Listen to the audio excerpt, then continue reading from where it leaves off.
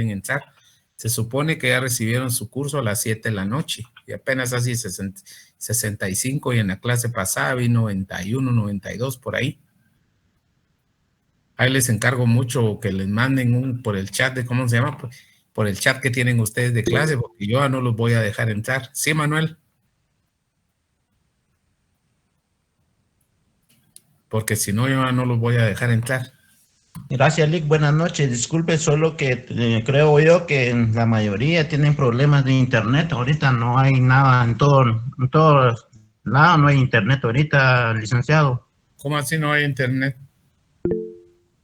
No hay, yo por lo visto, nosotros estamos recibiendo clase hace momento y se cayó el internet a todo. Por eso ahorita le cuestan entrar a todos mis compañeros.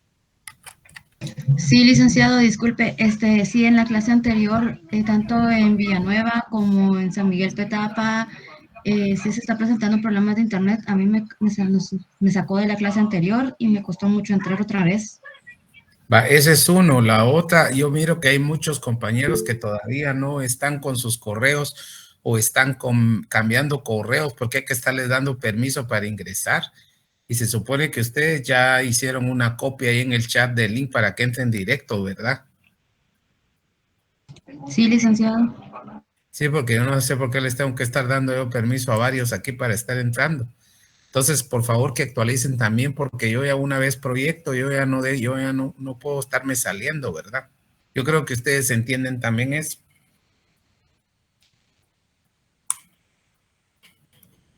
Yo uso el internet de aquí de mi casa y tengo listo, tengo el hotspot de aquí de mi teléfono. También se me cae el de mi casa, entro con el del teléfono, ¿verdad?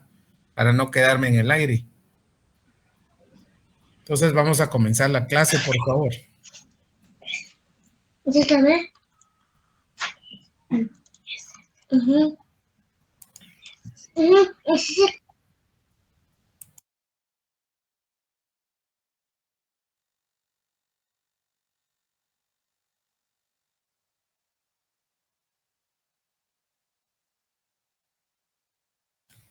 Ahí me escuchan mejor.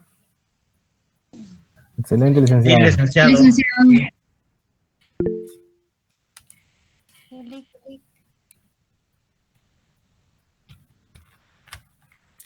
Vale. Entonces que los compañeros traten de estar al día porque si no nos estamos atrasando nosotros. Bien, si se dan cuenta ustedes, ya vimos nosotros la primera unidad, que es el método científico. Luego de eso, les envié de una vez unas diapositivas y les mandé una hoja de trabajo.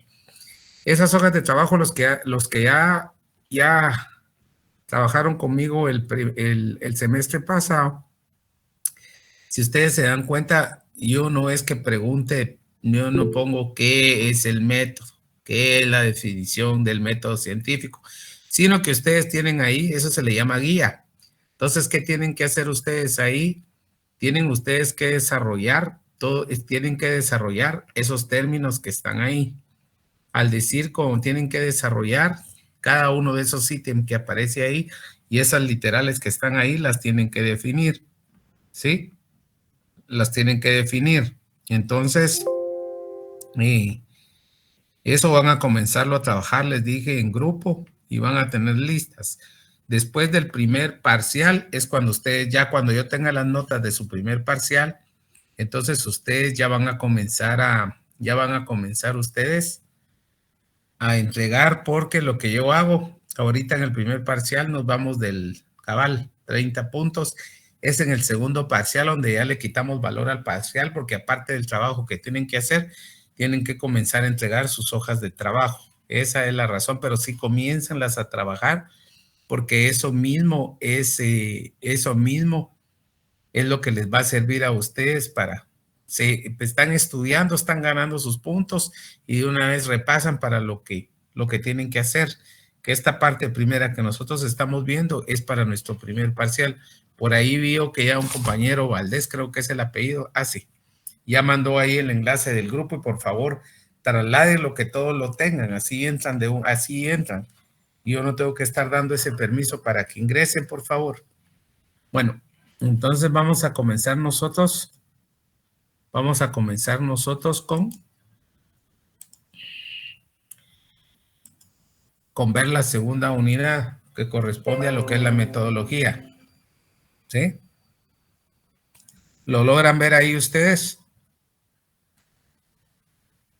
Sí, licenciado. Sí, licenciado. Bueno. Vean entonces, nosotros tenemos ahí lo que es la metodología. Dentro de la metodología vamos a ver, permítanme un segundo. Aquí está. Dentro de la metodología, nosotros vamos a ver acá diferentes conceptos, como por ejemplo el enfoque o la orientación que se le da al método para el estudio de la realidad para poder aplicar determinado método. Bueno, entonces, ¿realmente qué es la metodología? Si ustedes lo ven ahí, no es más que la orientación que se le va a dar al método, ¿sí? O sea, ¿cómo podemos aplicar determinado método al estudio de la realidad? Que ya saben ustedes qué es lo que se estudia en la realidad. Aquellos objetos, aquellas cosas, aquellos fenómenos que afectan a una sociedad o la investigación que ustedes van a desarrollar. A eso se refiere básicamente lo que es la metodología. Bueno, ahora, dentro de eso hay que considerar algunos aspectos. Por ejemplo, el primero, que sería la concepción que el sujeto tiene. La concepción que el sujeto tiene, la concepción que el sujeto tiene del mundo. Ahora, al decir nosotros que qué concepción tiene el sujeto del mundo, ¿alguien me podría decir a qué sujeto nos estamos nosotros refiriendo?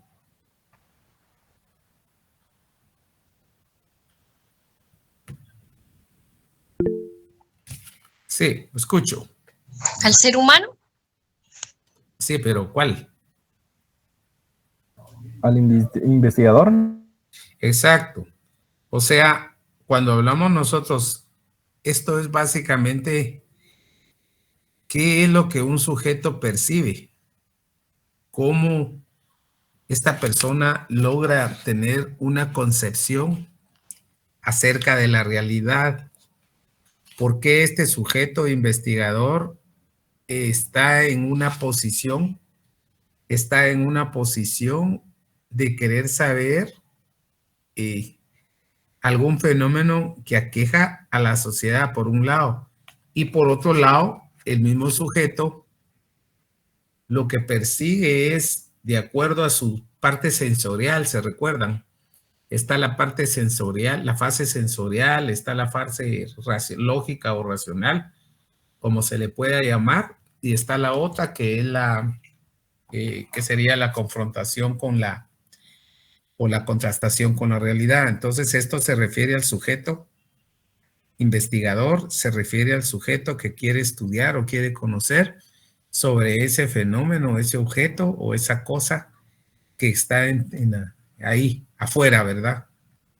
En la calle, provocando estragos o posiblemente creando algo que no es lo esperado, por un lado. Por otro lado, la relación entre el sujeto y el objeto. Bueno, si el sujeto le interesa hacer un estudio, entonces la relación acá va a ser la siguiente. Primero, ¿por qué le interesa? Algún interés debe de tener en particular, ¿sí? Algo le motiva a este investigador, tener presente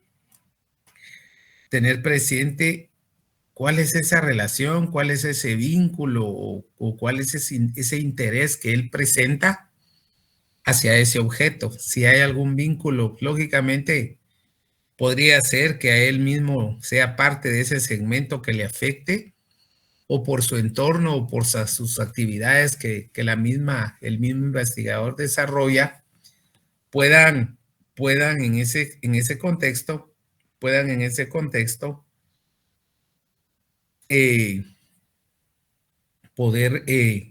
realizar esa investigación. O sea, tiene que haber un vínculo, ¿verdad?, entre el sujeto y el objeto. También cuando hablamos de objeto, recuerdes, estamos hablando de fenómeno, o estamos hablando del problema, o estamos hablando de la investigación, que ya íbamos aterrizando, empezar a formular hipótesis de lo que nosotros queremos saber. Pero tiene que haber un vínculo, alguna razón. Ahora, tenemos lo otro que se debe de considerar es los propósitos mismos de la investigación. Bueno, acá tenemos nosotros algo bien importante. Lo primero, ¿por qué queremos hacer nosotros esa investigación? ¿Cuál es el fin que nosotros tenemos de la investigación? ¿Qué perseguimos nosotros con realizar esa investigación? ¿O a dónde queremos llegar nosotros con esa investigación? O sea, hay muchas formas de poderlo describir, hay muchas formas de poderlo ejemplificar. El decir nosotros el por qué, ¿verdad? Yo voy a hacer esa investigación. Ese es un punto de partida. El fin, el resultado o el propósito, como lo tengo ahí en el numeral 3, de realizar esa investigación, por un lado. Por otro lado, la amplitud. Bueno, cuando hablamos de la amplitud, ¿a qué nos referimos? Cuando hablamos nosotros de la amplitud, estamos pensando nosotros qué tanto queremos abarcar de esa investigación. Si pensamos en algún ámbito dentro de la sociedad, bueno, lo vamos a hacer a nivel de toda la sociedad, lo vamos a hacer a nivel de un segmento de población, lo vamos a hacer a nivel de género, lo vamos a hacer con personas adultas, personas adolescentes o personas jóvenes, ¿verdad? O sea, vamos a utilizar nosotros, vamos a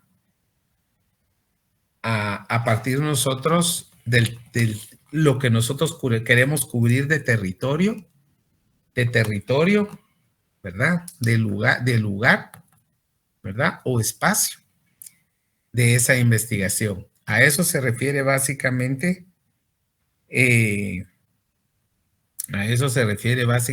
lo que es la amplitud de la investigación. ¿Alguna duda ahí, jóvenes?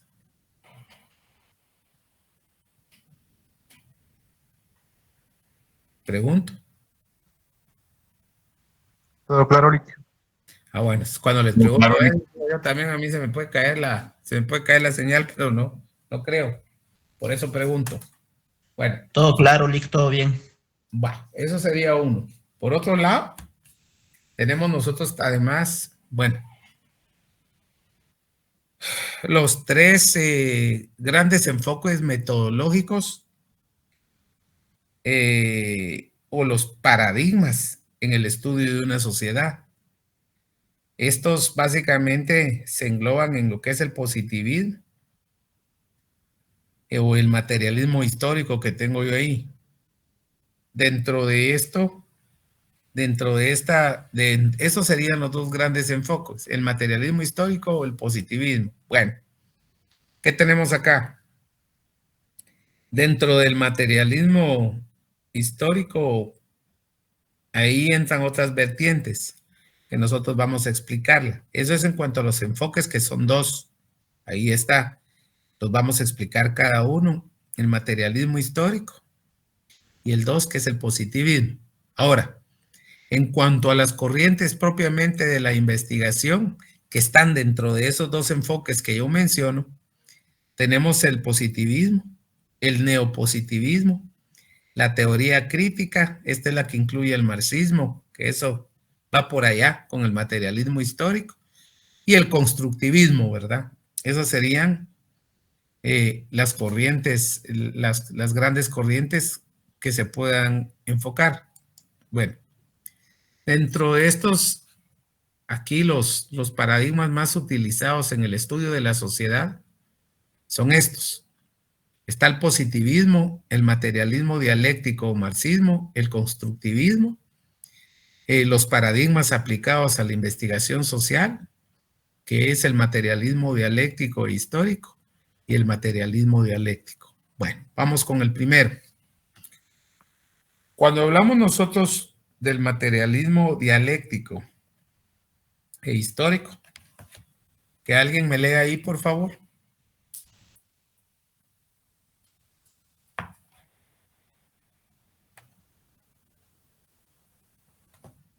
Para que no se duerman, que alguien me ayude a leer. Yo, si quiero, le ayudo. Gracias. Ok, el materialismo dialéctico es el estudio de las leyes más generales de la naturaleza, la sociedad y el pensamiento. Estudia el mundo real desde la filosofía materialista y concibe el mundo como un sujeto a constante movimiento, regido por las leyes de la dialéctica, unidad de lucha de contrarios hacia los cambios cualitativos y la ley de negociación. Bueno, vean entonces, pues, cuando hablamos nosotros del materialismo dialéctico, el compañero nos está dando acá, está siendo tan fino de leer. Entonces, veamos, ¿por qué se le llama dialéctico y por qué se le puede llamar histórico a la vez? Bueno, primero, este paradigma está orientado a leyes generales. Primero. Segundo, estas leyes generales van sobre la naturaleza, la sociedad y el pensamiento. ¿Por qué? Porque el mundo es como un sujeto. Porque el mundo está inmerso dentro de ese movimiento y ese desarrollo que se ha dado. Se le llama filosofía materialista. ¿Por qué? Porque la naturaleza nos sirve para transformar la sociedad con sus necesidades, a través de sus necesidades, las logra materializar con la satisfacción. Y se le dice el mundo real porque es donde la sociedad evoluciona. ¿Sí? Pero este estudio sobre el materialismo dialéctico y histórico está regido o parte de las leyes de la dialéctica. ¿Por qué las leyes de la dialéctica? Primero, porque estas son las que han hecho que la sociedad evolucione. Está la lucha de contrarios. ¿A qué se refiere la lucha de contrarios? Es la lucha de clases. La lucha de contrarios es la lucha de pensamientos. La lucha es ideológica. O sea, cómo en la sociedad podemos vivir esto. Y esto podemos poner ejemplos. Bueno, cuando ustedes vivieron toda esta época que sirvió de campaña y aún se escucha, ahí aplica esto, la lucha de contrarios. ¿Sí o no? Porque una corriente dice, esto sí sirve, esto no sirve. Ahorita han oído hablar tanto ustedes se habla de comunismo, se habla de un socialismo, se habla de un centro, se habla de una ley, se habla sobre una corriente moderada. Ahorita ya se está hablando sobre apliquémoslo mejor a las necesidades sociales. O sea, es un enfoque, son corrientes, ¿verdad? Pero ustedes lo pueden ver en una campaña política. Ahí aplica eso. Lucha de contrarios. Ustedes en el trabajo lo experimentan también, lo viven también. Entonces, lo que hace contrariarse cuando ustedes no se ponen de acuerdo en un concepto, una definición no les gusta, uno dice esto, uno opina aquí, uno opina allá. Pues todo eso, a la larga, lo que hace es desarrollar, ¿no? Porque surgen nuevos pensamientos, surgen nuevas doctrinas y podría surgir nuevas cosas que se puedan aplicar de una manera más adecuada. En este sentido, eso es lo que provoca los cambios cualitativos. O sea, los cambios cualitativos es, si pues yo pensaba A y resulta que tengo que pensar A y B. ¿Por qué? Porque un sujeto piensa A, otro sujeto piensa B, entonces A quiere imponer a B y B quiere imponer a A. Entonces, ¿qué pasa ahí? Entonces, más de alguno de los dos va a tener la razón. O posible cada uno tenga su razón. ¿A dónde llegamos? ¿A dónde vamos a llegar? Entonces nosotros vamos a llegar a que, ¿cómo se llama? A un desarrollo, lógicamente, si es una investigación, nuevo conocimiento, nueva aplicación, entonces de los cambios cualitativos se pasan a los cuantitativos, porque miren, los problemas sociales, primero están los cambios cualitativos, que es el pensamiento incorporado, el nuevo pensamiento o la construcción del conocimiento que se pueda tener. Luego esos cambios cualitativos llegan a ser cuantitativos. ¿Por qué? Porque se reflejan en lo material, del mundo viviente o del mundo real. ¿Y dónde está lo material? En la satisfacción de las necesidades que se pueda tener. Lo que pasa es que este pensamiento tiene un enfoque marxista, ¿verdad? Entonces, ellos solo les gusta estudiar las relaciones sociales que entablan las personas, no hablan mucho de producción porque eso está ahí, es otro asunto muy distinto a las corrientes liberales, ¿verdad? Que ya hablan de lo que es mercados propiamente, por un lado, y por otro lado, la ley de la negación, porque lógicamente lo nuevo sustituye a lo viejo, entonces lo nuevo lógicamente va a negar lo viejo. Una investigación del año 80, haciéndola en el año 90, pues lógicamente la va a dejar atrás. Las leyes son los mismos, ¿verdad? Hay leyes que ya no son aplicables a la sociedad, hay leyes que son caducas, hay leyes que están ahí, muertas, están vivas, pero ya están en desuso, se les llama. Entonces, estas corrientes son bien importantes en cuanto a los desarrollos sociales. Negar, desarrollar, o sea, crear más conocimiento, eso es lo cualitativo, lo que deja al final. Y la lucha de contrarios, pues el que le decía, esa es la contrariedad en los pensamientos que se da, y por eso las corrientes no es, imagínense que todos pensáramos igual. ¿Creen ustedes que se viera bien que todos pensáramos igual? Les hago esa pregunta. No, para nada, licenciado. Por eso, eso va a estar vigente siempre. Esas luchas de contrarios siempre van a estar ahí. Cuando dicen a vos no te gusta nada, es que siempre llevan la contraria, va. Dicen casa tan rebelde, los niños a veces les dicen son muy rebeldes, no hacen caso, ¿por qué no haces caso? Es eso. A eso se refieren esas leyes de la dialéctica, pero aquí ya están más, aquí las centramos en cuanto a los tres enfoques generales del mundo real, ¿va? La naturaleza, la sociedad y el pensamiento. Yo creo que ahí estamos bien con eso, ¿verdad? Luego tenemos nosotros acá lo que es el materialismo histórico. Bueno, cuando hablamos del materialismo histórico, también es aplicar el materialismo dialéctico. ¿A dónde? Hacia la sociedad, porque cuando se aplica a la sociedad es porque la sociedad se estudia. ¿Cómo la vamos a definir? Como las leyes más generales de la sociedad. O sea, esto es más específico. ¿Sí? El materialismo histórico. El materialismo histórico promueve cambios profundos y revolucionarios en la sociedad y la construcción de una sociedad sin diferencias sociales. Su principio general, el ser social, determina la conciencia social.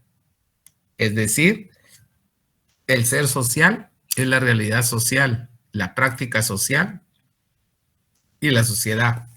Bueno, paremos entonces. Cuando hablamos de materialismo histórico, entonces nos vamos a enfocar solo en lo que es la sociedad. Vean esto. Cuando hablamos nosotros de materialismo dialéctico, hablamos nosotros de la naturaleza, la sociedad y el pensamiento. Son leyes generales. ¿Sí?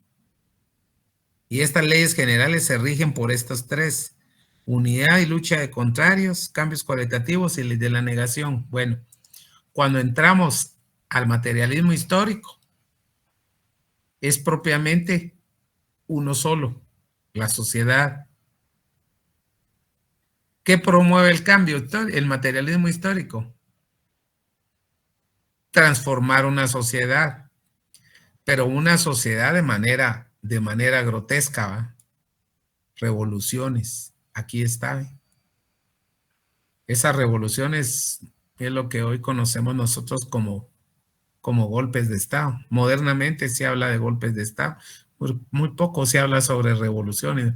Se habla de guerras, se habla de guerras tribales, guerras entre tribus, en fin, muchas cosas que se oyen, pero hoy se usa más la palabra guerra cuando hay guerras internas, guerras externas de país, en el mismo país, fuera, entre países, y se habla de golpes de Estado cuando es algo interno dentro de la misma sociedad.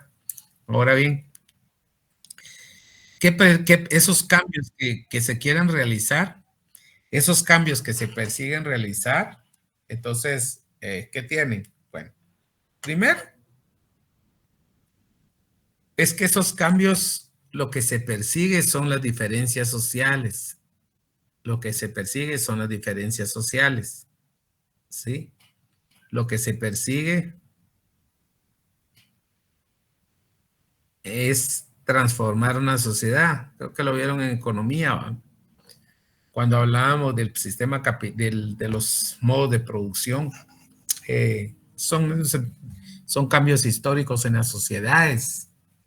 Cómo pasamos de la comunidad primitiva al esclavismo, luego nos fuimos al feudalismo, luego nos fuimos nosotros al capitalismo, luego nos fuimos nosotros al socialismo, ¿verdad? Entonces, en el socialismo, ahí está. Primero, el socialismo lo que persigue es un gobierno del proletariado. La primera fase y la segunda fase, pues es prácticamente el comunismo, ¿verdad? Ahí en el comunismo ya no hay diferencias sociales y eso en ningún país eso hasta el día de hoy nunca se ha dado, ¿verdad? Se supone que aquí ya no hay gobernantes ni gobernados, sino que aquí todos se gobiernan, todos se cuidan, todos se respetan y todos son dueños de todo. Es algo que eso en la práctica no se ha dado y no les puedo decir que no se va a dar, ¿verdad? Porque siempre hay una porción de esa sociedad que mantiene el control. Entonces esto ha sido más histórico, más teórico, ¿verdad? Que en la práctica no ha funcionado. Cuando la Unión Soviética se desintegró, ¿sí? La URSS, eran las repúblicas socialistas, emergió una clase rica, ¿va? Que esos eran los políticos de ese entonces que tenían el control de todo. Y así sucesivamente se ha ido dando. Pero este concepto revoluciones sí han habido, pues está la Revolución Francesa, la independencia en Estados Unidos, que fue una revolución también, y así en muchos países se ha dado eso, ¿verdad? Pero nunca hemos caído nosotros en esto, ¿verdad? Donde la sociedad no hay diferencias sociales, claro. Yo solo digo, no hablo de rico y pobre, solo hablo los gobernantes y los gobernados. Y de aquí partimos nosotros que su principio, o sea, la regla general, es que el ser social determina la conciencia social. ¿Por qué? Porque el ser social es la realidad social. Es la práctica social y la sociedad. ¿Por qué la realidad social? Porque el ser social, el ser humano, vive en sociedad. No puede vivir solo ni puede aislarse. Desde que comenzó a agruparse en hordas primitivas, desde los primeros anales de la historia humana, Él entendió que no podía vivir solo. Entonces, por eso el hombre, el ser humano, perdón, por naturaleza es social. Al decir social es que vive en grupo, ¿verdad? No puede aislarse. Esa es la realidad. La realidad de una sociedad es el humano, ¿va? Por eso se dice que el humano es social, por excelencia, ¿va?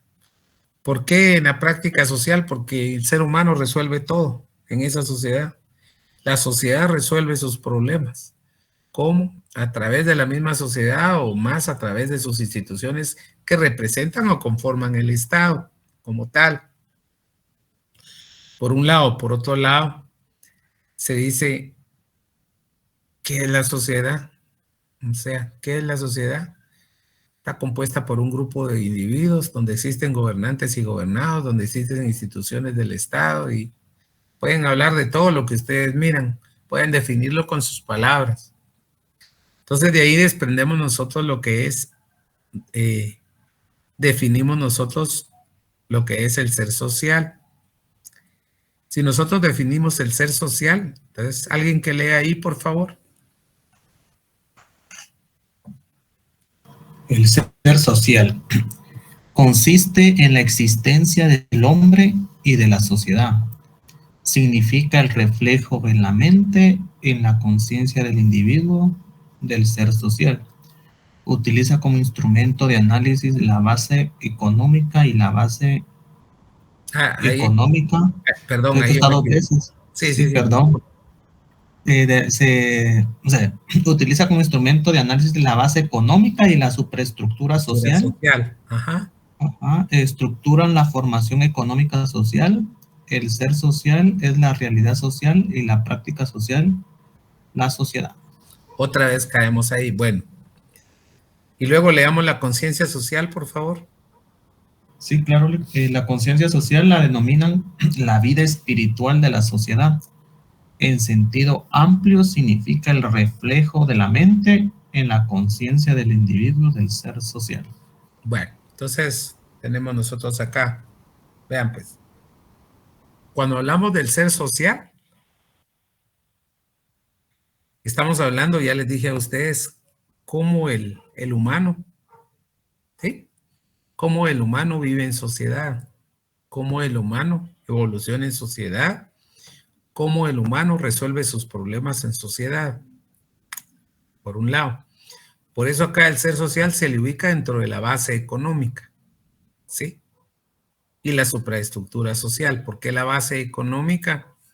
Porque la base económica determina primero el modo de producción vigente, capitalismo, ¿sí?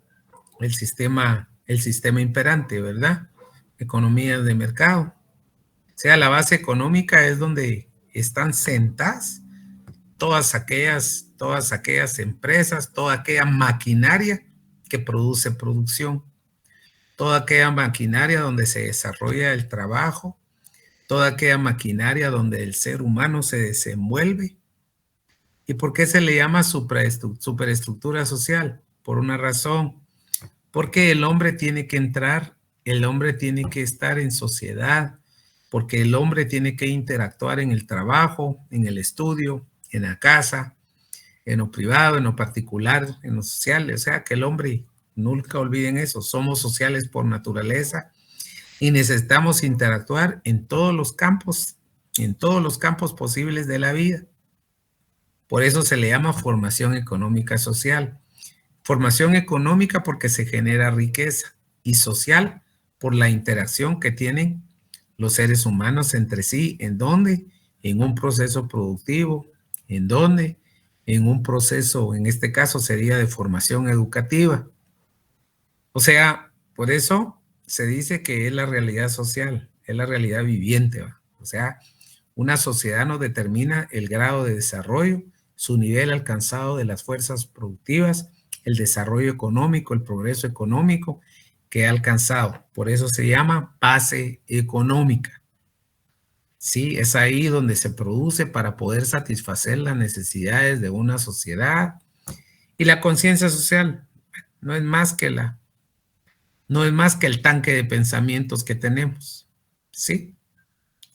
A esto se le puede llamar supraestructura. ¿Por qué?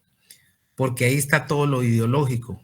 Arriba está lo económico, en el ser social, y abajo también está lo ideológico. O sea, nosotros tenemos las dos cosas, ¿sí? Y una sociedad se divide en base en la cabeza, que es la supraestructura o la superestructura, y el cuerpo, que se le llama base económica. ¿Por qué? ¿Por qué la cabeza? Porque en la cabeza ahí está todo lo ideológico. En la cabeza está todo aquello que no sea económico, ¿sí? Ahí está la religión, ahí están los gobernantes, ahí está el Estado, ahí están las instituciones, todo ese aparato que mueve un país, una sociedad, ¿sí? Un Estado en general, está ahí en la cabeza. La ideología, los partidos políticos, ahí está. Recuerden siempre en la supraestructura social, ¿sí? Ahí lo tengo yo como supraestructura social, pero solo le pueden llamar supraestructura. Ahí se dirigen todas las relaciones no económicas, ¿sí? Donde se da la conciencia social, el pensamiento, la mente, todo aquello, ¿sí? Se llama la vida espiritual de la sociedad porque ahí está la religión. Ahí están los que dirigen, ahí está la clase dirigencial, y donde se desarrolla el ser social, ahí está donde se produce todo lo que se necesita para que una sociedad se reproduzca. ¿Está clara la diferencia entre una cosa y otra? Sí, licenciado. Bueno, veamos pues. Luego tenemos nosotros acá el positivismo. Bueno, ¿qué tenemos como positivismo? Alguien que lea, por favor. Que vieran, yo prefiero mejor explicar que leer. Leer me da sueño. Ok. El positivismo dice, el fundamento del positivismo es la negación del razonamiento teológico y metafísico para conocer los objetos y fenómenos del mundo exterior. Es la negación de la lucha de clases, de las teorías socialistas, la negociación de los prejuicios políticos, religiosos, ideológicos, en el estudio de los fenómenos sociales. La sociedad podrá alcanzar el estudio positivo cuando en ella reine la armonía social, el orden, el progreso social. Es a lo que se le denomina sociocracia, que significa el gobierno de la armonía social. Procura preservar el sistema social vigente, busca su progreso equilibrado a través del orden, la armonía, la solidaridad social. Pretende evitar los cambios estructurales y revolucionarios del positivismo. Se derivan corrientes como el funcionalismo, análisis sistemático y corrientes empiristas. Gracias. Vean pues. Bueno, hablamos nosotros anteriormente, aquí está. Hablamos nosotros del materialismo dialéctico y hablamos nosotros del materialismo histórico. El materialismo dialéctico, hablamos nosotros que estudia la naturaleza, la sociedad y el pensamiento, pero sus leyes son las dialécticas. Lo que les explicaba de la lucha de contrarios y la ley de la negación. Ténganlo ahí. El materialismo histórico es revolución, va. O sea, el materialismo histórico lo que persigue es hacer convulsiones y hacer cambios en una sociedad de manera profunda. ¿Qué persigue? Que en una sociedad ya no hayan diferencias sociales, ya no hayan, todos sean dueños de todo, todos son propietarios de todo y no hay clase dirigente ni gobernantes ni gobernados, todo es igual. ¿Sí? O sea, el materialismo histórico, si lo entienden así, altera el orden. Estamos ahí con la diferencia de esas dos, ¿verdad? Vamos con la tercera, el positivismo. Bah, ¿qué hace el positivismo? El positivismo lo que hace es niega las dos anteriores. O sea, niega lo teológico y lo metafísico. Cuando hablamos de teleológico, no le entra a ver lo que es la religión. ¿Sí? Y todos aquellos postulados como los que decían, La lucha de clases, eso se da en la primera, en el materialismo dialéctico. Y las teorías socialistas, ahí está también eso. Agarra también el materialismo histórico. ¿Por qué? Porque no le gustan los prejuicios políticos, es ajena a lo religioso, aquí está, ¿ve?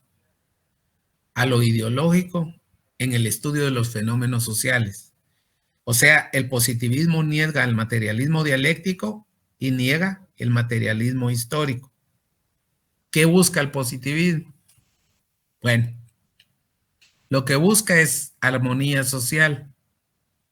Lo que busca es progreso, orden y progreso social. O sea, lo que busca es mantener el sistema vigente. Esta palabrita no la olviden, sociocracia. La sociocracia no es más que el gobierno de la armonía social.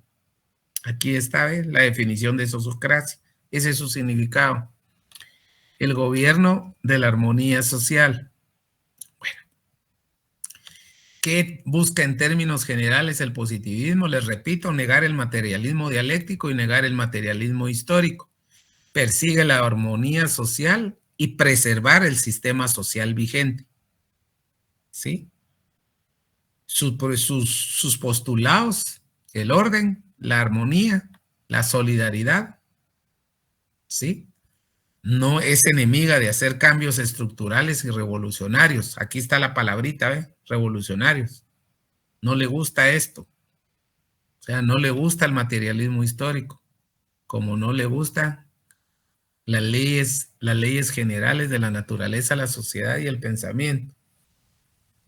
Dentro de este positivismo se derivan, hay aquí 3 corrientes: la del funcionalismo, la del análisis sistemático y las corrientes empiristas. Bueno, estamos ahí. ¿Está claro qué es el positivismo? Sí, licenciado. Sí, licenciado. Tenemos clara la diferencia entre el positivismo, materialismo histórico y materialismo dialéctico. Es negar esos 2 corrientes anteriores. ¿Sí? Sí, licenciado. Licenciado. Sí, licenciado. Entonces, tenemos nosotros aquí estas corrientes que se derivan del positivismo: el funcionalismo, el análisis sistemático y las corrientes empiristas. Entonces nosotros vamos a la primera, al funcionalismo. Entonces, cuando hablamos nosotros del funcionalismo, por favor que alguien lo lea.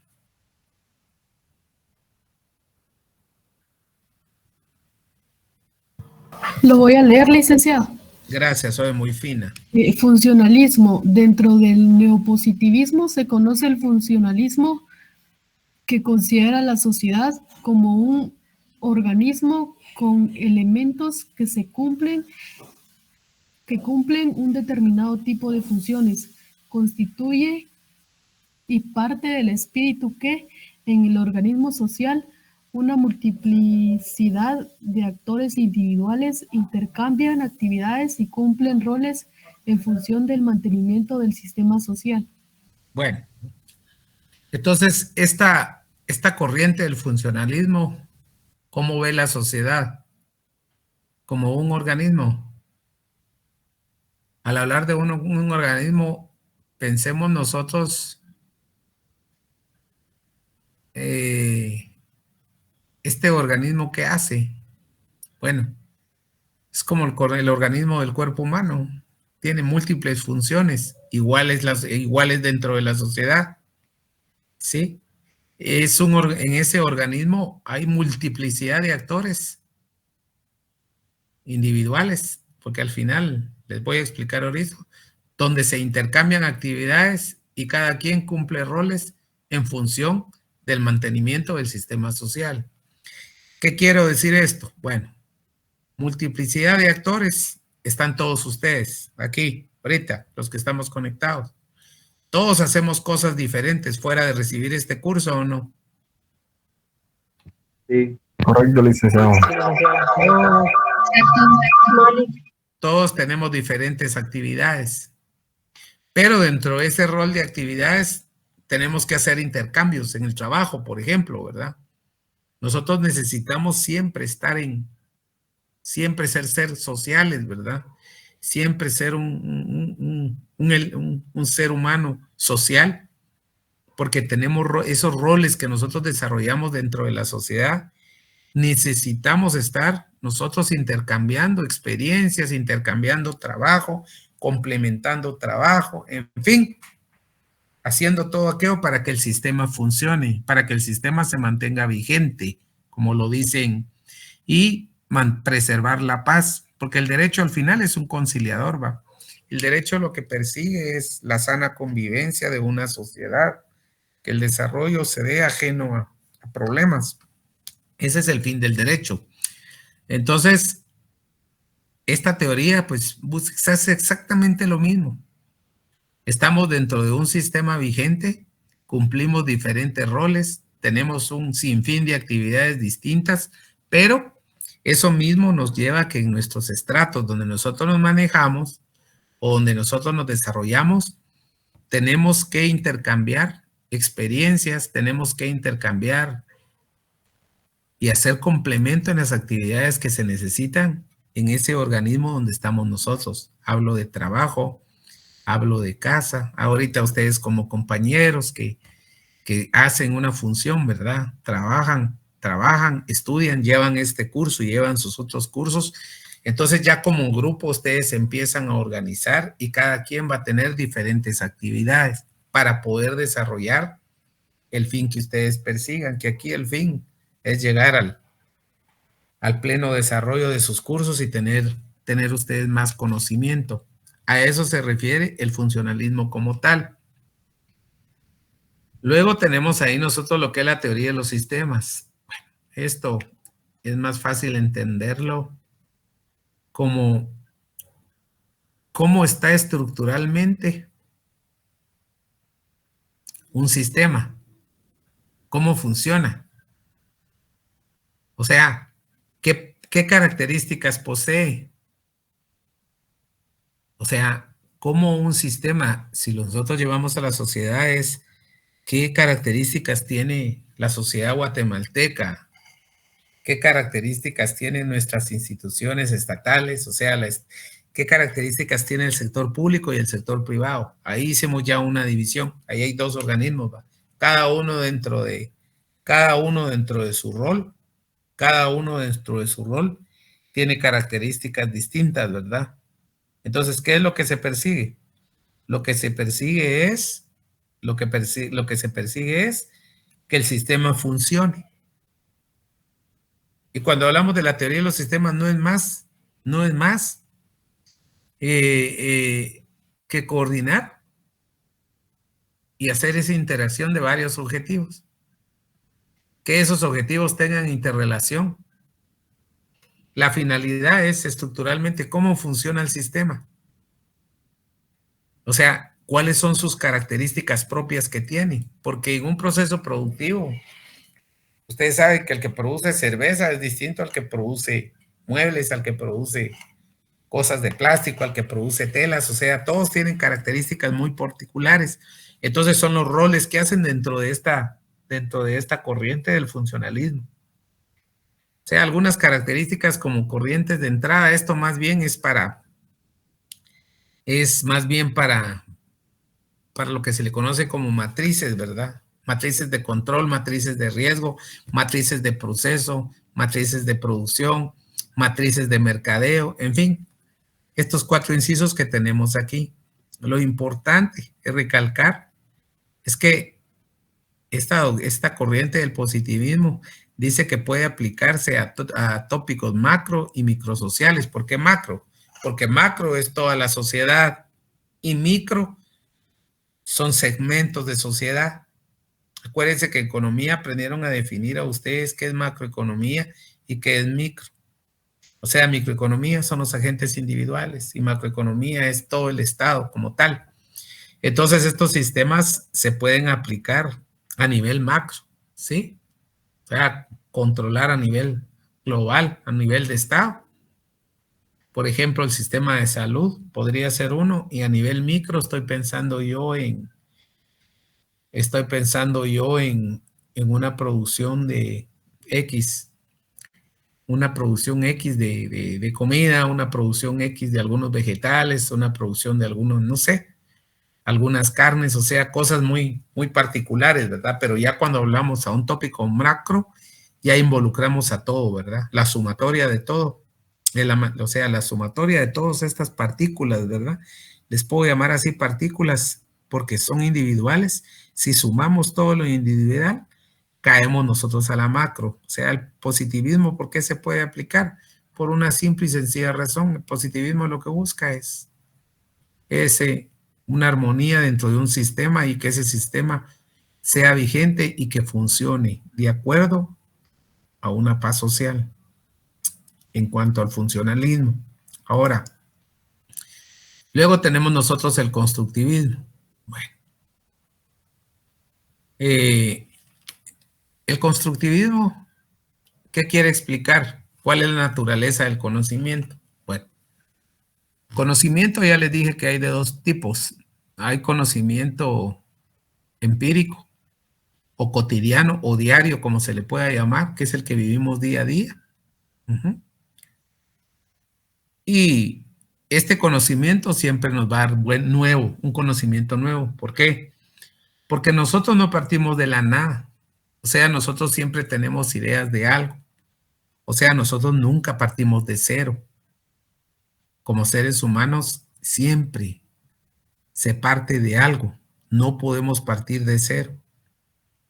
Entonces, lógicamente, con conocer un poquito más, con observar un poquito más, estamos aprendiendo. Y ese es el famoso conocimiento nuevo. Entonces, el constructivismo está relacionado con el aprendizaje. Ese aprendizaje tiene que ser activo y es subjetivo. Ahorita les explico por qué. Porque cada persona, o sea, ustedes como seres, todas esas experiencias que ustedes viven las van modificando. Hay quienes aprenden más rápido que otros, o ustedes entienden las cosas de diferente manera. Entonces, ustedes están en constante cambio. Se le llama a la luz de las experiencias por una razón. Eso les va dando a ustedes un conocimiento. Cada día van sumando, y no me dejarán mentir. Ustedes cada día aprenden algo nuevo, ¿o no? Así es, licenciado.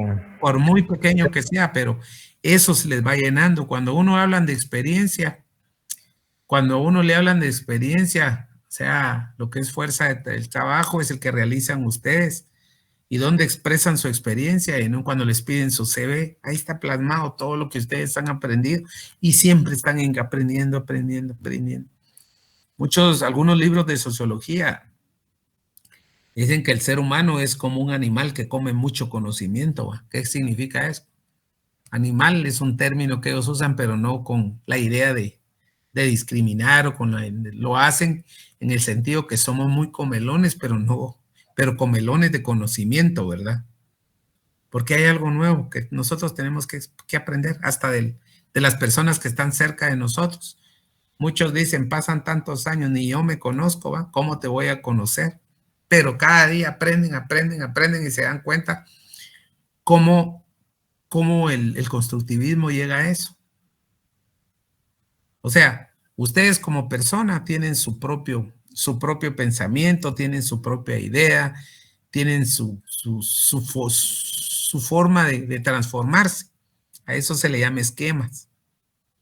Esos esquemas y esas transformaciones que ustedes hacen es de esa realidad. Cuando hablo de la realidad es del mundo exterior.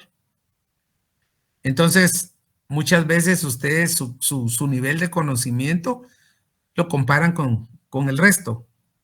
Y en estos casos que van a trabajar ahorita ustedes, por ejemplo, mis hojas de trabajo, van a comenzar a hacer definiciones y todo.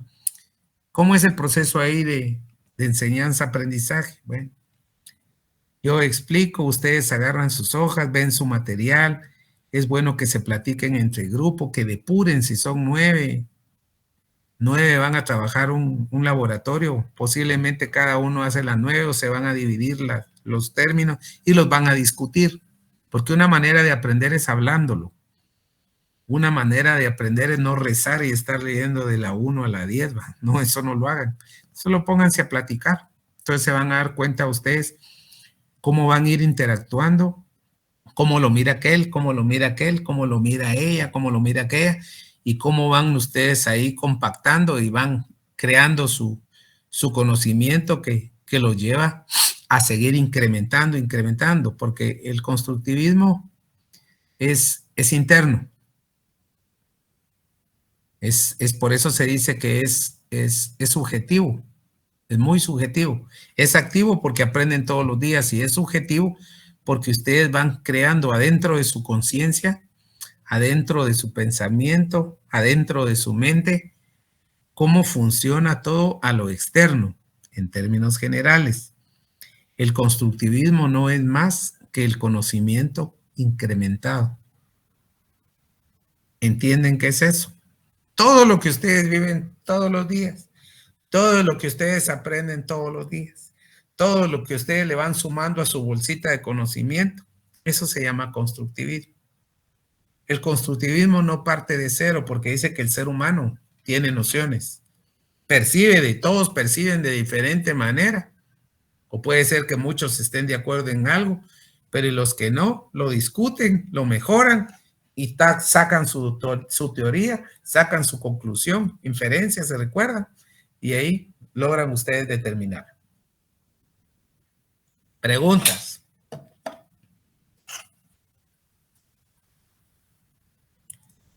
Preguntas, jóvenes.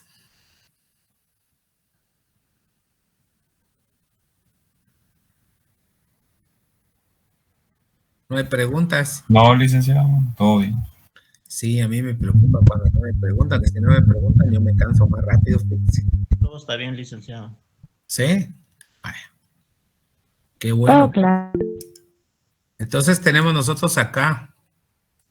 Aquí están los principios de la teoría constructivista. Vean esto.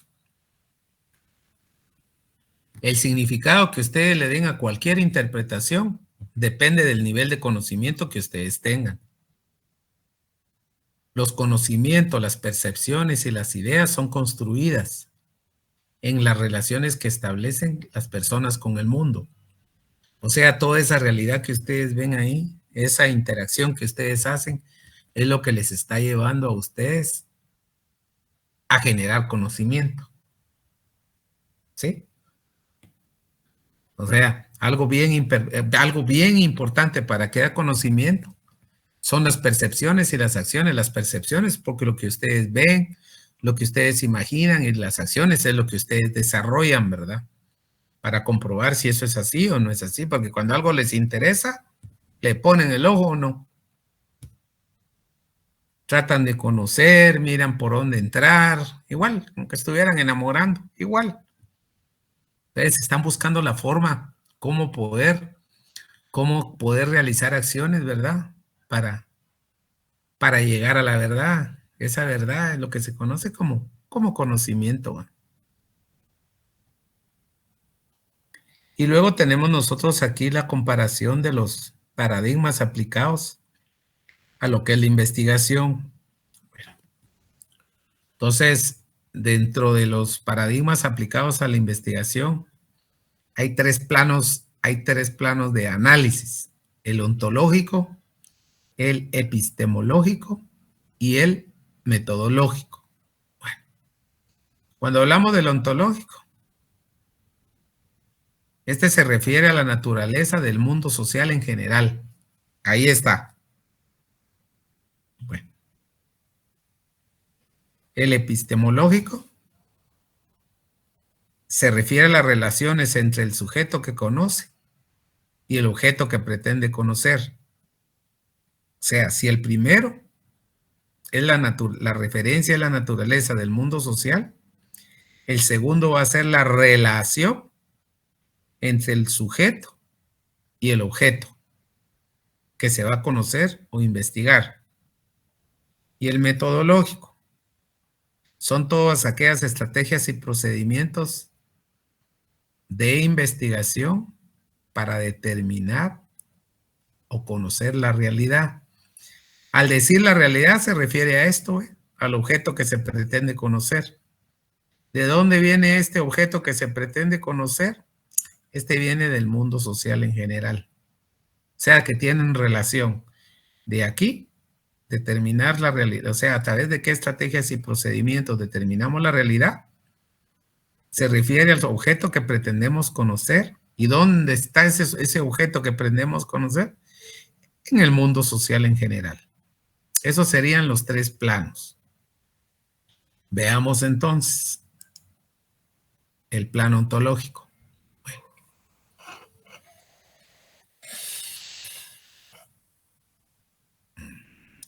Permítanme, jóvenes. Aquí está. Bueno. Tenemos ahí nosotros el plano ontológico. ¿Qué horas son? 8 y 8 son. 8 y 8.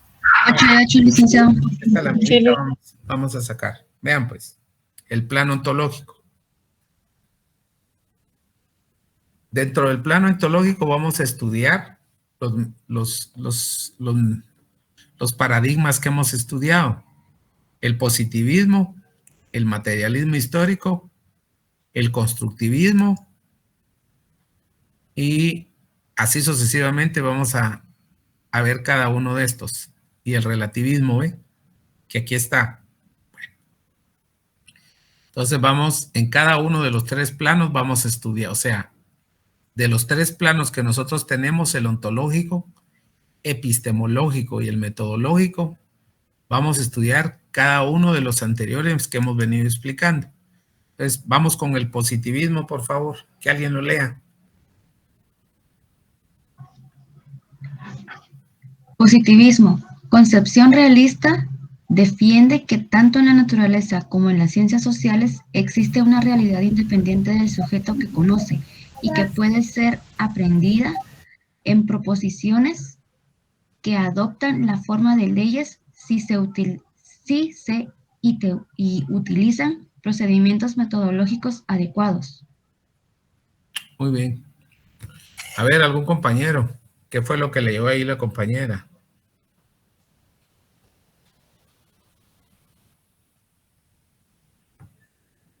A ver. Quiero que participen. Ya me está dando sueño.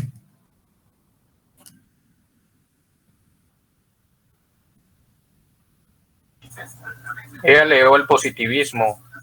Sí. A ver. Concepción realista defiende que tanto en la naturaleza como en las ciencias sociales existe una realidad independiente del sujeto que conoce y que puede ser aprendida en proposiciones que adoptan la forma de leyes si se utilizan procedimientos metodológicos adecuados. A ver. Entonces, mi primera aquí intervención es la siguiente. ¿Por qué la naturaleza y las ciencias sociales son independientes al sujeto que las conoce? A ver, ¿por qué creen ustedes? Porque si eso no existiera, esa independencia, no habría nada que estudiar y no habría nada que escudriñar ni habría nada que investigar, ¿sí o no? Por eso son independientes, tanto la naturaleza como las ciencias sociales. Aquel sujeto que las conoce, o sea, que él no las formó. Ahí están esas realidades. Esas van surgiendo, los problemas se van agudizando o hay ciertas cosas que se quieren conocer que uno no las creó. Por eso son extremos totalmente distintos, ¿verdad? Pero, ¿a dónde lleva esto? A que el sujeto las puede estudiar, las puede aprender y puede generar, aquí habla de proposiciones. Pero podríamos decir que al estudiarlas y aprenderlas, genera doctrina, genera teorías y que pueden adoptar la forma de leyes. ¿Sí? Forma de leyes se dice porque las leyes en el plano investigativo tienen que ser reiterativas, en primer lugar, y tienen que ser reiterativas y se dan de manera recurrente para que cuando un fenómeno pase, se vuelva a repetir, ya se tiene la medicina ahí para poder darle cura. Pero estas leyes y estas formadas en leyes y procedimientos pueden ser utilizadas, pueden utilizar de manera adecuada si se sigue un método, un conocimiento científico y una metodología aplicada, ¿verdad? O sea, al final, pues, hay que estudiarlas, hay que encontrar la causa y el efecto que producen y poderlas corregir, ¿verdad? A eso se refiere el positivismo. La independencia que se da entre la realidad de la naturaleza y las ciencias sociales y el sujeto que vive ahí, ¿verdad? Fin, formación de leyes, crear proposiciones que se convierten en leyes y utilizarlas en procedimientos metodológicos adecuados para la solución o resolución de lo que se está estudiando, se está planteando o se quiera corregir. En el plano ontológico, el materialismo histórico dice: asume el criterio que la naturaleza y la sociedad constituyen una realidad independiente de la conciencia del sujeto, que puede controlar sus leyes para transformarla. Seguimos con esta palabra, transformarla. Recuérdense, el materialismo histórico es lo que le gusta son cambios, ¿no? Cuando está hablando de transformar, se refiere a transformar ¿qué? La sociedad. ¿Sí? La sociedad ahí está. Es ajena al sujeto. Pero si el sujeto quiere, la puede transformar. ¿Cómo la va a transformar? ¿O para qué la va a transformar? Para lo que perseguía, ¿se recuerdan? Que no exista distinción de clases, que los cambios en la sociedad sean muy profundos, que es el fin del materialismo histórico. Transformar la sociedad, si el sujeto lo quiere hacer. Primero, controlarlo y después transformarlo. Ese es el materialismo histórico. Nunca pierdan de vista el concepto, la definición que se dio anterior. Ahora, el constructivismo. Bueno, ya sabemos nosotros que se refiere al conocimiento, al incremento del conocimiento, o sea, la creación de nuevo conocimiento o más conocimiento. Este dice que se ubica entre el realismo histórico y el relativismo. Bueno, cuando hablamos del realismo histórico, estamos hablando de lo que las sociedades realmente han vivido, viven y vivirán. Y el relativismo es cuando hablamos nosotros que cuando no todo es absoluto en la vida. El relativismo se viene, imagínense que todo fuera absoluto. Todos tuviéramos una sola palabra y una sola verdad. Entonces está en medio también del relativismo porque lo que pretende acá es seguir incrementando ese conocimiento que se tiene. ¿Sí? Es seguir incrementando esas experiencias que se tienen. Por eso hay cosas en la vida y casi todo es relativo. Se dice cuando hay verdades absolutas.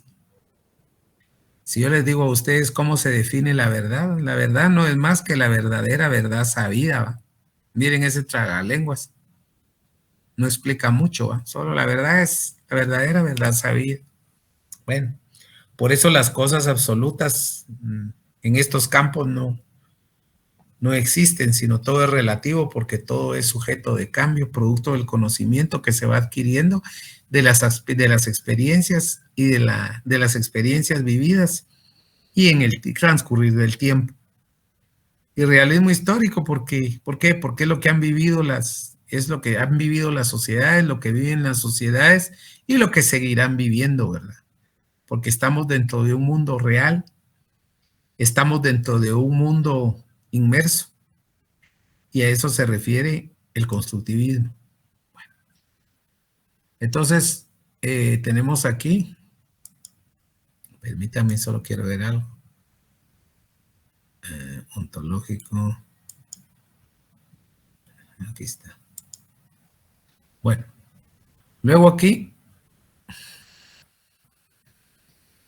hay algo que, aquí dice, el materialismo histórico.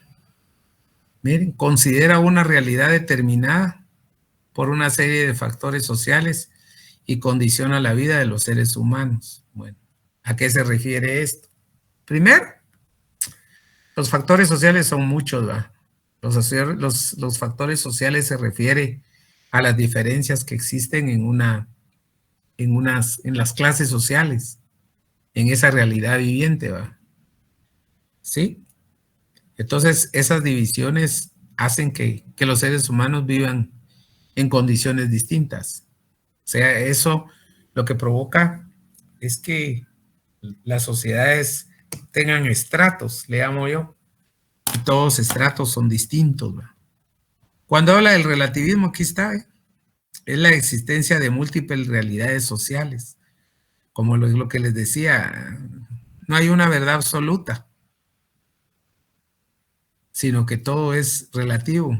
Y las perspectivas subjetivas que se tengan, pues, recuérdense al final que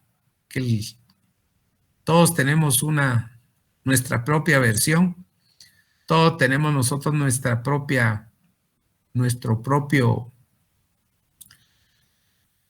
propio pensamiento, ¿verdad? Y nuestras propias ideas.